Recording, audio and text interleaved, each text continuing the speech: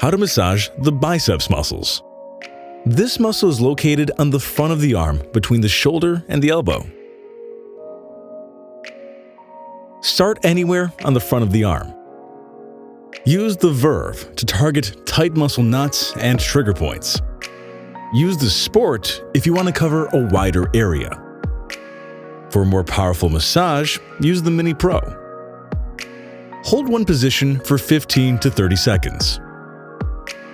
For a deeper massage, apply some light pressure with your fingertips. The long ergonomic handle of the sport makes it easy to reach all muscles.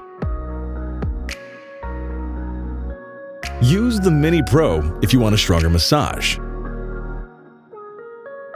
Check out our YouTube channel for more videos like this. Stay active.